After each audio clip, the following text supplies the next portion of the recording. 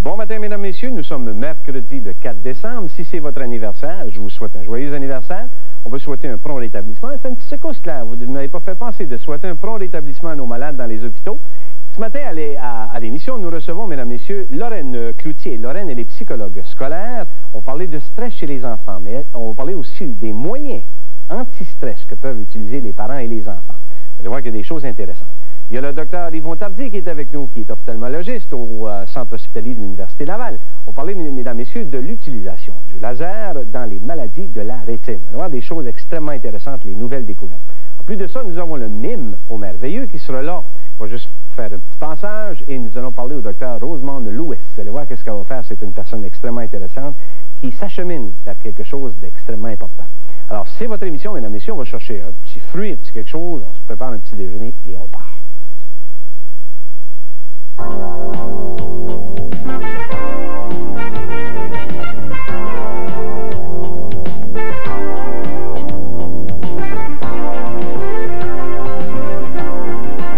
Si vous pensez, mesdames et messieurs, que seulement les adultes qui souffrent de stress et qui ont des problèmes de stress, vous allez voir que mon invité, on en parlait, vous allez voir qu'il y a des enfants aussi qui sont soumis à des stress importants. Lorraine, bonjour et bienvenue à l'émission. Bonjour, vous voyez beaucoup de jeunes, Lorraine, qui sont aux prises avec des problèmes de stress, ma chère. Oui, j'en vois beaucoup dans les écoles. Est-ce que ça diminue? Est-ce qu'on a atteint le plateau ou que ça augmente de plus en plus? Ça augmente de plus en plus. Je dirais surtout, là, maintenant. Depuis cet été, depuis septembre, c'est terrible. Pourquoi depuis septembre, Lorraine? Bien, l'hypothèse qu'on a, les psychologues, c'est que ça pourrait être lié à la crise économique, au fait qu'il y a beaucoup de chômage. On observe beaucoup de violence familiale. Ça va jusque-là, finalement? Oui. Jusque-là. Beaucoup plus de séparation qu'avant aussi. Quand on demande, oui, ça influence énormément. Les enfants, maintenant, c'est de bon ton de dire que les parents ont plus beaucoup d'enfants, mais les enfants, ils ont beaucoup de parents maintenant. Beaucoup de parents, c'est ça, exactement. Exact. Ça donne des dynamiques de familiales pas faciles aussi. Lorraine, vous travaillez beaucoup avec les enfants handicapés physiques, les enfants handicapés même visuels, mentaux, les enfants autistiques, et vous travaillez beaucoup, point de vue relation parents-enfants. Oui. Si on regarde un petit peu la vie stressante, les enfants, je le mentionnais, Lorraine, quand je vous ai introduit, les parents ont peut-être beaucoup de stress, mais les enfants en ont beaucoup. Ça vient de où, ça, Lorraine, ce fameux stress-là? Je vous dis, si on recule, il y a 20 ans, on avait tous des stress, l'école, passer un examen. Mais là, on dirait que, je ne sais pas, là, vous le mentionniez, ça augmente. Il y a des stress chez les enfants aussi. Les adultes, on est obligé d'être plus performants. Les adultes vivent rapidement, s'imposent plein de stress. On en impose aussi aux enfants avec ce rythme-là. Ouais. D'abord, juste le fait que maintenant, dans beaucoup de familles, les deux parents travaillent. J'ai rien là, contre le fait que les femmes travaillent. Au contraire, je suis moi-même une femme de carrière. Mais la société ne s'est pas ajustée à ça. Ça donne un rythme infernal à la maison. Les enfants attendent. On a plein d'enfants avec la clé dans le cou qui attendent les parents. Nous autres, là, notre mère, elle nous attendait avec le verre de lait. Moi, là, ma mère, elle m'attendait avec des biscuits qu'elle avait fait dans l'après-midi, des petits beignes, le verre de lait. Maintenant, l'enfant attend la clé dans le cou. Maman dit, réponds pas à la porte, ça pourrait être dangereux. Réponds pas au téléphone, ça pourrait être dangereux. Les enfants attends maman ou attends papa? Attends maman, attends papa. Maman arrive avec le petit frère qu'elle a été chercher à la garderie. Elle est vidée, vannée, elle a eu son stress au travail. Elle n'est pas en mesure de détendre l'enfant. Elle n'est pas à l'écoute. Elle ne peut pas demander à l'enfant. Et puis, ta journée, comment ça a été à l'école? C'est tout ça qui fait que les enfants sont très stressés de nos jours. Lorraine, est-ce qu'on en demande trop aux enfants? Est-ce qu'on en demande beaucoup? Est-ce qu'on leur demande d'être un petit peu trop performants? Parce que, je veux dire, par l'influence de tout ce qui existe autour de nous, ne serait-ce que par le truchement de la télévision, est-ce qu'on n'en demande pas trop aux enfants? On en demande beaucoup aux enfants. Les programmes académiques aussi. On a tellement dit que les enfants des cégeps ne savaient plus écrire, que les jeunes des cégeps ne savaient plus écrire, qu'à l'école, on a axé sur la performance, l'amélioration des programmes académiques. Alors, les enfants, on leur en demande énormément maintenant. Ils n'ont plus le temps de jouer comme ils avaient. Et quand on joue, encore là, Lorraine, c'est un élément de compétition énorme. Énorme. Souvent, dans le jeu, on l'a vu là, dans le hockey, il y a eu un film là-dessus, Les vrais perdants. On pousse beaucoup, on axe sur la performance, comme les adultes eux-mêmes axent sur la performance. Est-ce que ça devient difficile à ce moment-là, avec le rythme infernal un peu les gens ont adopté, Lorraine, avec les temps, vous mentionniez il y a quelques instants qu'on n'a pas eu le temps de s'ajuster beaucoup. Et c'est ça, je pense que c'est ça le gros problème, le gros phénomène qui se produit. C'est qu'il faut être capable, comme le disait Célier, de s'adapter. Mais lorsqu'on n'a pas le temps de s'adapter, ça vient trop vite. Tout à fait. On n'a pas été éduqués à ça non plus. On n'avait pas ce rythme-là dans nos familles. Comme adulte, on va chercher des moyens pour calmer notre stress. On a les massothérapies. Il y a des adultes qui vont appeler à la massothérapie. Mais on oublie que les enfants aussi sont victimes de ce stress-là et on les néglige là-dedans. Vous avez sorti sur le marché actuellement, Lorraine, cette petite cassette-là qui s'appelle Lune. Oui. Alors, lorsqu'on parlait de stress, on pourrait parler 2 heures de temps sur les stress que les enfants connaissent, mais lorsqu'on s'arrête un petit peu et qu'on regarde ce qui se passe chez les enfants, il y a des moyens de pallier au stress. Il y en a.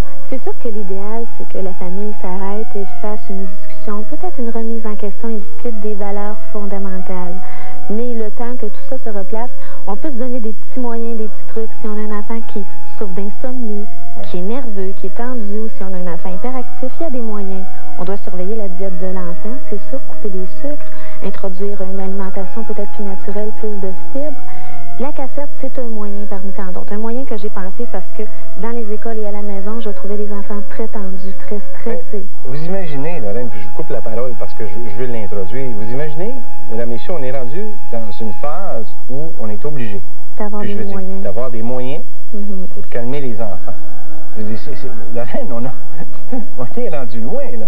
Oui, on est rendu loin. Mais on en a peut-être toujours eu. Là, on mettait de la musique classique, on faisait auditionner des gens, mais oui, on est rendu loin. On a plus de besoins à ce niveau-là. Vous savez, admettons, Lorraine, que les parents vous amènent un petit garçon, une petite fille qui souffre justement d'insomnie ou de céphalée de tension, parce que ça peut arriver, ou différents problèmes à l'école et tout ça. Qu'est-ce que vous suggérez, par exemple, aux parents et l'enfant?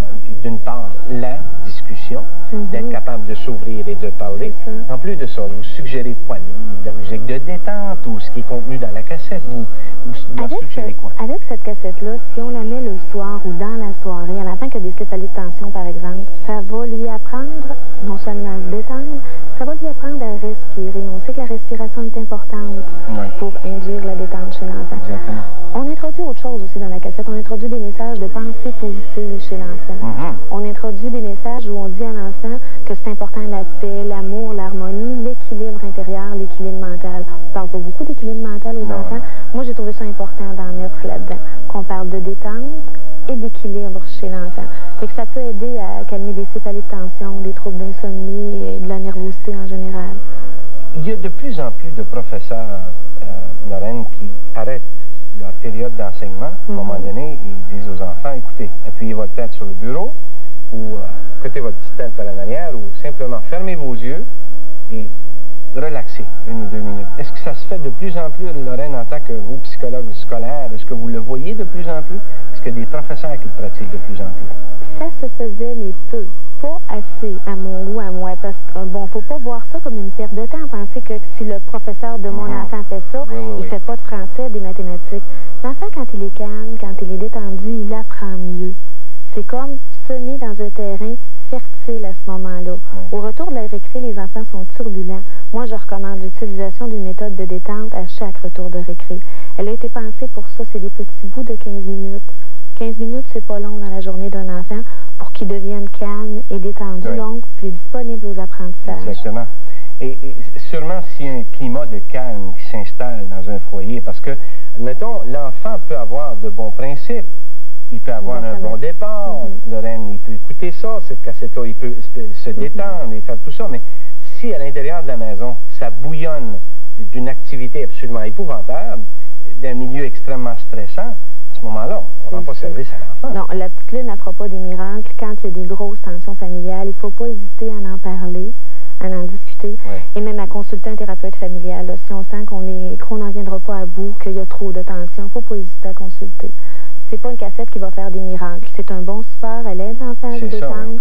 Elle aide à régler des problèmes d'insomnie, mais elle ne règle pas toutes les tensions dans la famille. Dites-moi, Lorraine, quel est le problème que vous voyez le plus fréquemment? Est-ce que c'est le cadre familial qui ne cadre pas dans une vie normale de l'enfant? Ou est-ce qu'il y a d'autres phénomènes qui se produisent? Qu'est-ce que vous voyez le plus fréquemment? Il y en a de tout. Il y a de tout. Ah oui, il y a des pères qui peuvent être violents, il y a des pères alcooliques, il y a des mères qui sont très surprotectrices, tellement là, toujours autour de l'enfant que l'enfant devient très nerveux, très anxieux. si maman est si nerveuse que ça, l'enfant se dit, il y a sûrement des raisons, il y a quelque chose de dangereux dans la vie, ça devient un enfant très craintif surtout. Exactement. Il y a des multitudes de raisons de stress. Celle que je disais tantôt, les deux parents qui travaillent aussi, c'est un stresseur chez les enfants. Et ce qui est de malheureux, c'est que c'est pas à la base. Ce n'est pas à la base, ça augmente de plus en plus. Ça augmente de plus en plus. Ah oui, ça augmente beaucoup. Écoutez, Lorraine, continuez votre beau travail. Je trouve ça extraordinaire, puis je pense que des gens comme vous, on va en avoir de plus en plus de besoins dans la société. Et on a l'adresse, Lorraine. S'il y a des gens, mesdames, messieurs, qui veulent se procurer la petite cassette, vous avez simplement à écrire. Vous voyez l'adresse à l'écran. Moi, je vais la trouver ici. Alors, c'est les productions au clair de la lune enregistrées, 154 rue Lauson, Saint-Jérôme, Québec, le code postal J7Y 3P1. Donc, si vous voulez des informations, mesdames, messieurs, vous n'avez qu'à écrire et Lorraine vous fera parvenir les informations nécessaires. Lorraine, on vous souhaite un joyeux Noël. Merci et puis, beaucoup. Continuez votre beau travail, même si c'est pas facile. Il faut y aller petite goutte par petite goutte. Le temps d'une pause, mesdames, messieurs, on est de retour à l'émission Gilles Lapointe MD. À tout de suite. Pour rejoindre le Dr Gilles Lapointe, composez le 1-800-463-7284 de 10h à midi, du lundi au vendredi. Un geste tout simple pour la paix et contre la pauvreté. Le 8 décembre, achetez la bougie de Noël. Caritas, c'est aussi la vie des gens d'ici. Uniprix, ça fait du bien.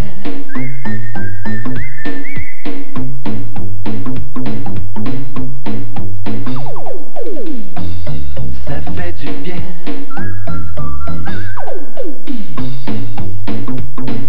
Ce n'est pas la poussette qu'elle a pris chez Uniprix, mais ses produits beauté, santé. Et les jumeaux sont bien gâtés eux aussi. Uniprix, ça fait du bien. La nuit profonde se prête à d'obscurs projets, menés de main de maître. Nerveuse, agitée et incapable de trouver le sommeil, elle descend en ville. L'atmosphère est tendue. Elle n'est pas facile à contenter et rentrer les mains vides, pas question. Elle touche au but, les gants isotonaires. Isotonaire, confort et élégance haut la main. Yves Loutier présente Joanne Blouin, Sainte Nuit.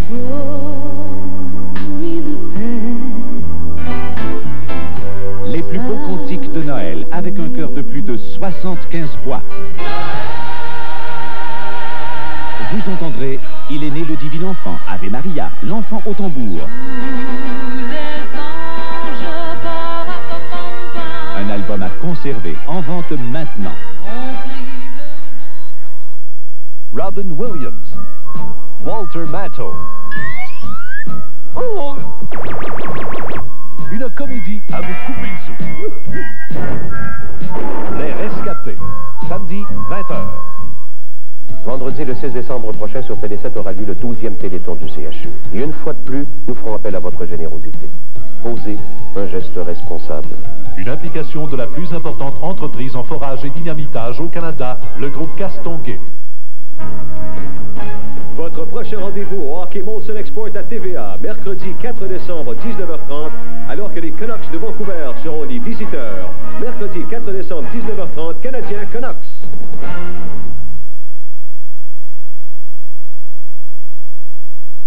Avec Lynn, vous vous souvenez, j'ai fait un communiqué, je ne sais pas il y a combien de jours, et je vous informais que les gens de l'hôpital Saint-François d'Assise pour mener votre grossesse à terme. Mais il y a beaucoup de gens qui ont téléphoné, des personnes qui avaient déjà eu un avortement, mais ça exige, la prémisse, c'est qu'il faut que les femmes soient enceintes actuellement.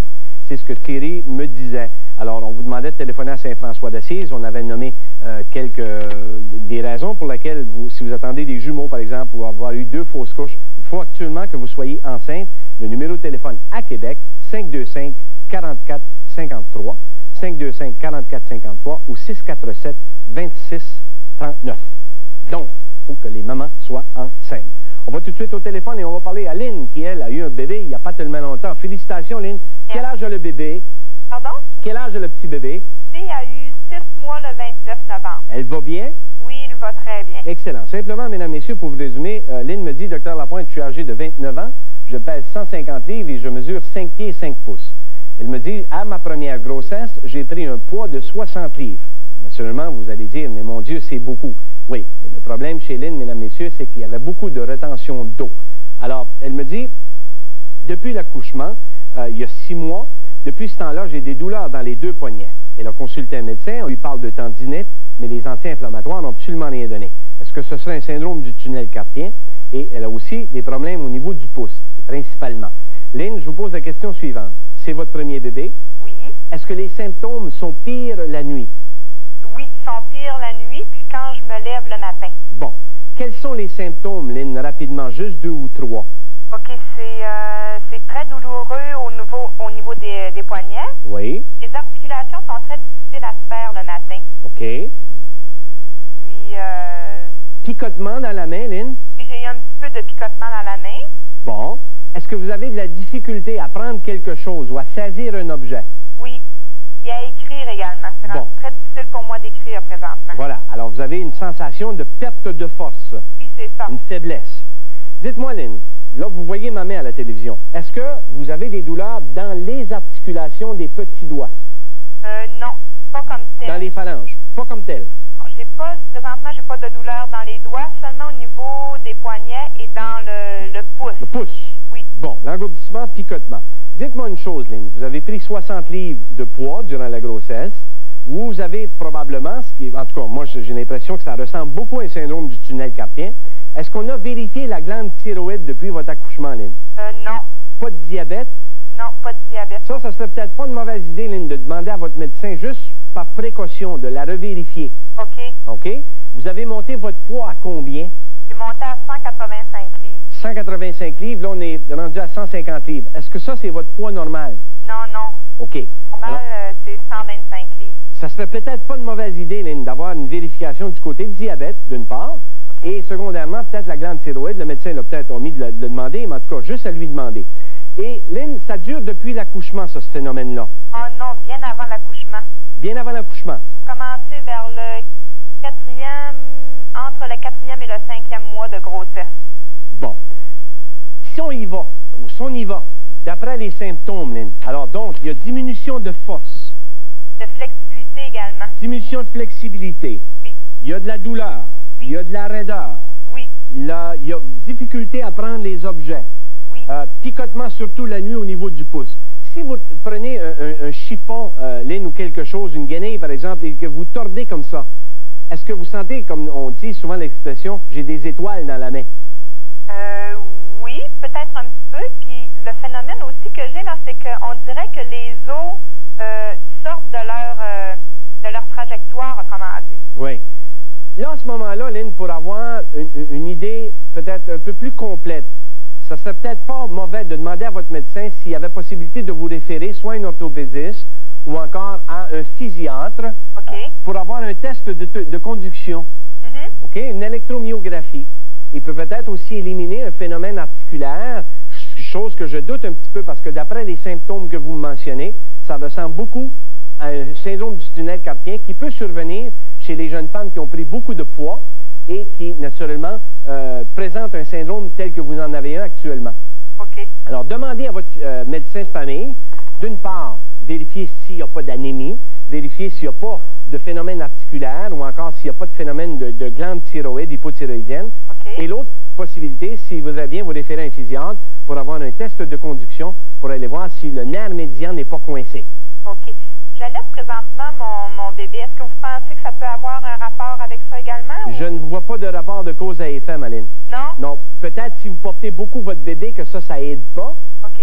Soit d'un bras ou de l'autre, mais lactation ou encore allaitement et ça, non, je vois pas de relation. Ah, OK. Bonne chance, Lynn. Merci. Et joyeuses fêtes. Merci. Mesdames et messieurs, on s'absente pour une courte pause et on revient tout de suite avec le docteur Yvon Tardy. Oui, je l'ai dit.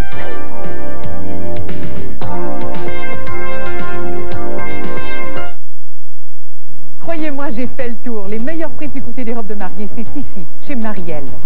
Des robes couramment vendues $800, maintenant $400. On parle de traitement, par exemple, on parle au niveau de la peau, certains cancers de la peau. On parle de certains problèmes au point de vue hémorroïdaire, de polypes intestinaux. On parle de phénomènes au niveau des artères. On utilise le laser au point de vue des verrues, de la peau et tout ça.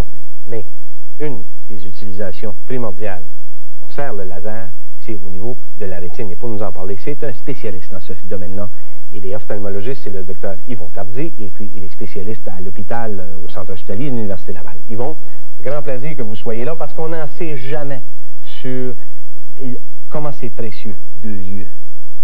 Absolument. En fait, les maladies de la rétine constituent le groupe de maladies où les lasers ont été utilisés pour la première fois dans la médecine appliquée. Combien ça fait de temps, Yvon, qu'on en parle? Les premiers lasers ont été appliqués à la rétine en 68 aux États-Unis, et nous, ici, au CHUL, on a commencé en 1970.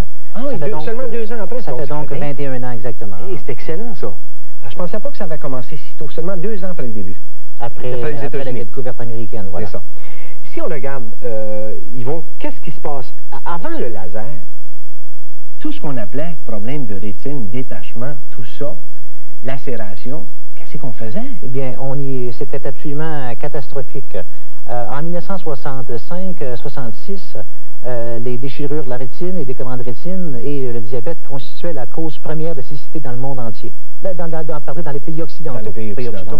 Et maintenant, c'est une des dernières causes de cécité. Vous imaginez? Alors, on a passé du pire au moins pire en l'espace d'une vingtaine d'années grâce aux rayons laser. Presque exclusivement grâce aux rayons laser et aussi aux meilleurs dépistages, évidemment, des maladies.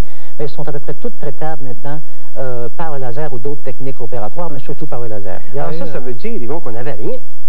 Avant 70, il n'existait à peu près pas de spécialistes des maladies de la rétine, parce qu'il n'y avait aucun traitement à offrir aux gens qui avaient ces maladies-là, ou presque aucun traitement. Maintenant, on est 4 au CHUL sur un groupe de 8 à traiter les maladies de la rétine. Alors, c'est la moitié du staff, si vous voulez. Si on regardait ça, Yvon, parce que j'ai beaucoup de questions, puis on a beaucoup de choses. Si on regardait un petit peu, on parle de traitement des maladies de la rétine, la fameuse rétine, elle sert à quoi, Yvon, d'une part? La rétine, c'est la membrane voyante de l'œil. Si on compare l'œil à une caméra, pour que les gens comprennent facilement. Alors, dans la caméra, vous avez une chambre noire, vous avez un appareil, une chambre noire et un film en arrière. Alors, dans l'œil, le film, c'est ce qui prend les photos. Pas de film, pas de photo. Alors, dans l'œil, vous avez donc la fenêtre ou l'ouverture qui est la pupille. Vous avez également la coque de l'œil qui constitue la chambre. Et derrière à l'intérieur de l'œil, il y a une membrane qui tapisse tout le fond de l'œil qu'on appelle la rétine. C'est ça, la rétine. C'est une membrane qui est à peu près épaisse comme une feuille de papier, si vous voulez, qui est constituée d'une dizaine de rangées cellulaires et qui comprend plus de 100 millions de cellules individuelles qui voient évidemment notre environnement et le transmettent au cerveau pour interprétation. Donc, c'est la rétine qui est l'élément voyant de l'œil et le nerf optique qui transmet au cerveau les images pour être interprétées par l'information. Qu'est-ce qui se passe, Yvon? Si on regarde, par exemple, vous mentionnez il y a quelques instants du diabète, on parlait du détachement ou du décollement de la rétine. Quelles sont ces fameuses maladies-là qui peuvent, justement, occasionner un décollement de la rétine? Bien, on pourrait commencer par peut-être en parlant du diabète, qui est une maladie extrêmement fréquente. Enfin, 2 à 3% de la population est atteinte de diabète. Donc, c'est très, très, très commun. Si on compare la leucémie, par exemple, qui est une personne par 10 000 habitants, quand on parle de 3% des gens, là, on parle de maladie très, très commune. J'en ai quelques images. On pourrait peut-être regarder quelques images sur l'anatomie normale, la rétine, ensuite le développement des maladies. Sur ce premier cliché, on voit un fond d'œil normal. On voit le nerf de l'œil à droite sur l'écran, qui est un élément un peu rond, et c'est le nerf qui transmet les images du cerveau, en fait de l'œil vers le cerveau. Et en position 1 sur l'image, on a le chiffre 1 qui indique la macula. Alors c'est quoi la macula? La macula, c'est le centre de la rétine, et c'est là où se fait la vision des détails, la vision de lecture, toute vision des détails qu'on peut imaginer. On appelle ça, nous, la vision centrale ou la vision des détails. Cette macula-là correspond environ à 1 ou 2% de l'ensemble de la rétine et peut être facilement atteint dans les cas de diabète, par exemple, d'hypertension ou de décollement de la rétine. À cause de sa vascularisation, Yvon?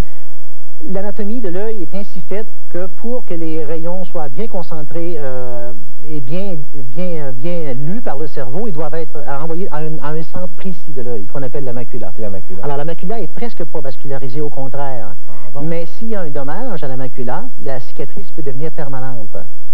S'il y a une atteinte maculaire, la cicatrice est souvent permanente, justement parce qu'il n'y a pas assez de sang pour réparer tout dommage. Exactement. Et donc, c'est une zone qui est avasculaire, sans vaisseau, qu'on va bien dire, en plein dans le centre de l'œil, est très, très, très petite de dimension. C'est ce qu'on appelle la macula. Alors, il faut donc protéger la macula dans tous nos traitements pour éviter que le patient perde la vision de lecture, qui est la vision, évidemment, utile aujourd'hui, de nos jours. tous les emplois ont besoin de lecture. De lecture, exactement. Même, et si on voyait un autre schéma, Yvon, dans lequel peut-être, si on voyait le dos, on le voyait. Ici, le deuxième cliché montre un patient atteint de diabète. Alors, on appelle ça à l'œil la rétinopathie diabétique, donc rétinopathie, maladie de la rétine. Et il se fait dans un cas comme ici. On voit ici un œil gauche, le nerf est donc du côté gauche, et on voit des nappes jaunâtres qui représentent des exsudats. Ce sont en réalité des nappes de substances graisseuses qui ont sorti des vaisseaux pour se répandre à l'intérieur de la rétine. Vaisseaux qui deviennent malades dans le diabète. Malheureusement, le diabète attaque les petits vaisseaux qui deviennent friables et il y a des substances sanguines qui sortent du lit du vaisseau et se répandent comme ça sous la rétine. Et ici, justement, il y a des nappes situées en pleine région maculaire, donc en pleine région de lecture, comme je viens de mentionner. Il y en a évidemment d'autres situées à l'extérieur de la région de lecture. C'est la raison pour laquelle, Yvon, ces gens-là ont tellement de problèmes visuels. Exactement. Les gens consultent lorsqu'ils ne peuvent plus lire ou que la vision de lecture a tellement diminué qu'à ce moment-là, ils sont plus fonctionnels. Alors ça, c'est la rétinopathie diabétique. Voilà. Et puis si on voyait un autre cliché. Voilà. Le cliché suivant démontre un peu qu'est-ce qui se passe. Quand les substances graisseuses sortent des vaisseaux, on voit que la rétine vient soulever. On appelle ça, nous, une rétine édémaciée ou gonflée ou enflée, si vous voulez, en termes populaires. Ce qui fait que la rétine augmente son épaisseur. Et ça, c'est pas très compatible avec la vision. Pour que la vision fonctionne bien, il faut que la rétine garde son épaisseur normale. J'ai d'autres clichés qui montrent par la suite. Ici, on voit le nerf de l'œil. Et on remarque à la surface du nerf de l'œil un treillis vasculaire qui ressemble un peu à un homard. Et ce treillis vasculaire représente des nouveaux vaisseaux qui poussent à la surface du nerf dans les cas de diabète. Ces nouveaux vaisseaux-là vont pousser de plus en plus et finir par donner une hémorragie massive dans l'œil. Quand le patient va éternuer, il va se pencher pour ramasser un objet pesant ou tout simplement, comme ça, sans aucune raison, va faire une hémorragie massive de l'œil. Et là, il perd la vision complètement. Là-dessus, on va s'arrêter. Ils vont simplement pour une pause et puis on va passer avant ça à notre pensée médicale du jour, mesdames, messieurs, qui aujourd'hui dit ceci. Alors, la pensée, puis elle est belle à part ça. Le soleil réussira mieux que le vent à vous faire ôter votre manteau. De même, la douceur et les bonnes paroles influenceront plus vite les gens que toute colère et tout le tapage du monde. Enfin! Les plus grands succès de la danse sociale réunis sur un même disque. Cha-cha, merengue, rumba, samba, rock'n'roll, triple swing. Et les 3 danses de ligne les plus populaires. Le disque tant attendu pour réussir vos parties et pratiquer vos danses favorites. Offert sur cassette et disque compact, les plus grands succès de la danse sociale, volume 1, en vente partout. Pourquoi opter pour le tire-bouchon Starfrit? Depuis longtemps, je cherchais le tire-bouchon. Avec Starfrit, vous coupez la capsule d'un tour de main, toujours bien centré, vous enfoncez simplement la pêche anti-adhésive, puis tournez jusqu'à extraction du bouchon. Plus besoin de forcer. Le tire-bouchon Starfrit. Plus besoin de chercher. Pourquoi utiliser une machine à fromage Starfrit? Parce que c'est génial. Tu roules, tu tranches des petites et grosses tranches, ça vaut la vaisselle. Tu roules ça encore, tu mets ça dans le frigo, le fromage reste toujours frais parce qu'il n'est pas à moitié déballé. La machine à fromage Starfrit. Fromage génial.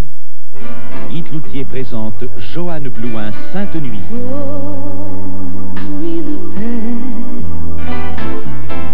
Les plus beaux cantiques de Noël avec un chœur de plus de 75 voix. Vous entendrez Il est né le divin enfant, Ave Maria, l'enfant au tambour. Un album à conserver, en vente maintenant. Grâce à des équipements spécialisés, le CHU peut offrir des traitements de qualité, mais votre appui est nécessaire. Le Téléthon du CHU le vendredi 6 décembre 19h sur Télé 7. Soyez généreux. Une application du groupe Pharmaprix, 650 établissements partout au Canada où le client est roi.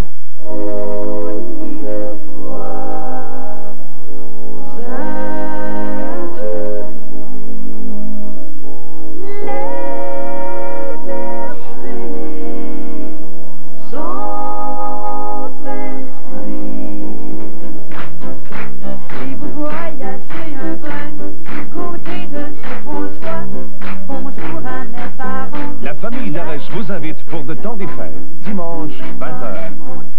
Donnez plus de fraîcheur à votre sourire avec Polydent Ultra efficace. Avec son ingrédient de rince-bouche à la menthe, il rafraîchit votre dentier tout en le nettoyant. Polydent Ultra efficace ou Polydent pour fumeur. Pour avoir un dentier fraîchement propre. Bienvenue, je suis en présence, mesdames et messieurs, du docteur Yvon Tardy. Yvon, si on regardait, là on a parlé un peu des pathologies, les gens ont vu le fond d'œil malade.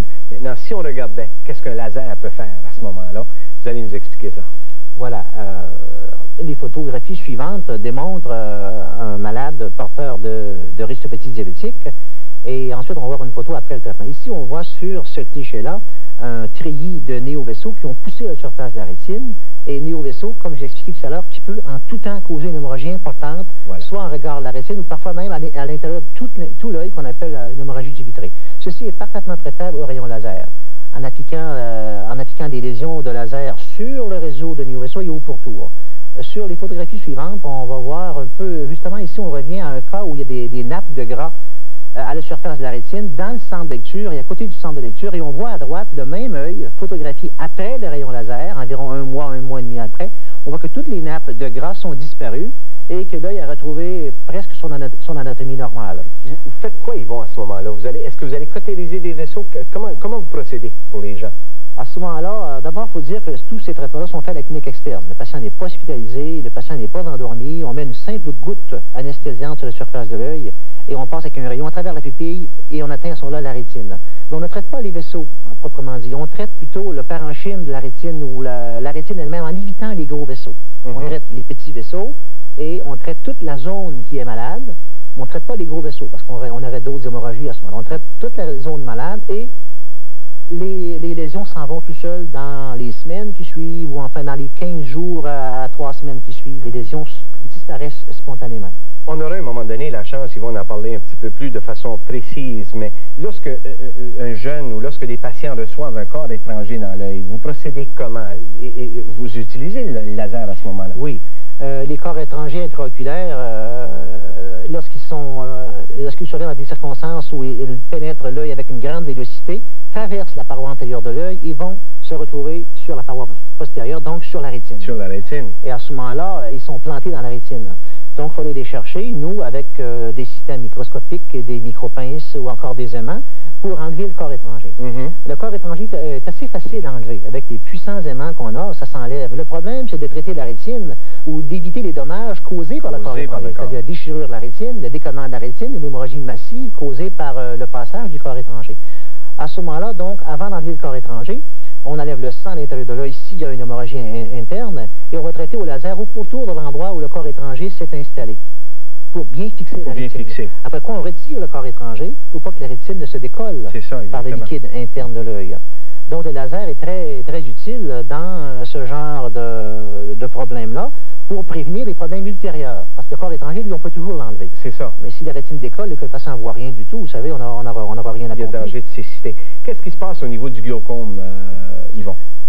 Au niveau du glaucome, c'est une autre maladie où le laser peut être utilisé, entre autres, pour aller traiter les petits vaisseaux qui peuvent pousser justement dans la partie antérieure de l'œil, là où le liquide interne s'échappe et là où on peut avoir un ralentissement d'échappement d'humeur aqueuse et justement ce qu'on appelle un glaucome. Alors, le laser peut être utilisé avec un système microscopique pour traiter ces petits vaisseaux un à un, en une ou plusieurs séances, pour augmenter, si vous voulez, l'écoulement de l'humeur aqueuse en dehors de l'œil. Rapidement, Yvon, à quoi peut-on s'attendre l'utilisation du laser? Est-ce qu'à un moment donné, on va pouvoir faire la chirurgie au laser concernant les cataractes, par exemple, les kératocones, les gens qui voient comme un cône, la myopie? Est-ce qu'on peut s'attendre à ça? Bon, l'utilisation du laser en ophtalmologie augmente d'année en année, je dirais. Oui. Non seulement le glaucome et la rétine maintenant, mais également sur les gens qui font de la myopie. On prévoit que de nouveaux lasers pourront, si ce n'est régler le problème, au moins améliorer beaucoup le problème de la petite et moyenne myopie. Pour ce qui est du kératocone, non, parce que le kératocone cause un amincissement considérable de la paroi de la cornée et que le traitement idéal, c'est la greffe de cornée qui réussit dans 95% des cas toujours. Pour ce qui est de la cataracte, le laser n'est pas franchement utilisé parce que la cataracte doit être remplacée par une autre lentille, une lentille intraoculaire. Donc, on ouvre l'œil, on enlève la cataracte, on met une lentille intraoculaire pour remplacer l'ancienne. Ça va faire l'objet d'une autre discussion. Ça pourrait être très intéressant parce que c'est un domaine en pleine explosion depuis 5 ans. Docteur Yvon Tardy, merci beaucoup d'être venu. Puis j'espère que vous allez revenir parce que les gens ont besoin d'informations concernant ça. plaisir de revenir. Merci beaucoup, Yvon. Mesdames et messieurs, on s'absente pour une petite pause publicitaire et on est de retour à l'émission Gilles Lapointe MD. À tout de suite. Pour rejoindre le Dr G. Lapointe, composez le 1-800-463-7284. de 10h à midi, du lundi au vendredi. Le 14 décembre, le plus beau concert de Noël jamais présenté à la salle Maurice O'Brady. Angèle Dubeau, son Stradivarius et les voix des petits chanteurs du Mont-Royal.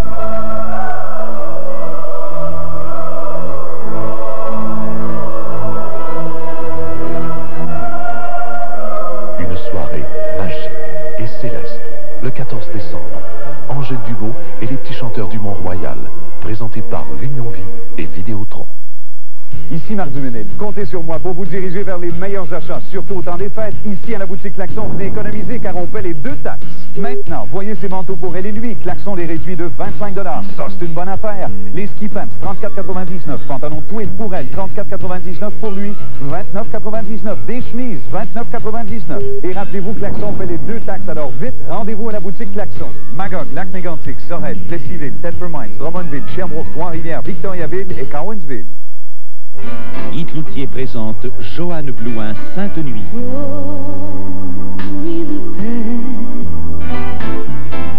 Les plus beaux cantiques de Noël avec un chœur de plus de 75 voix. Vous entendrez Il est né le divin enfant, Ave Maria, l'enfant au tambour. Un album à conserver, en vente maintenant. Voici Madame Lapierre avant et après le régime Nutribar. Interviewé par M. Adrien Gagnon. Ah, définitivement, en étant grasse, la mode, là, il n'y en a pas question. Oh mon Dieu, maintenant, c'est un plaisir d'aller magasiner. Tu peux te permettre des choses cintrées à la taille, des coupes qui vraiment, tu disais, mon Dieu, jamais je pourrais porter ça. Aujourd'hui, je peux me le permettre. Merci, Madame Lapierre. Nutribar, la méthode par excellence pour vous aider à maigrir sans privation.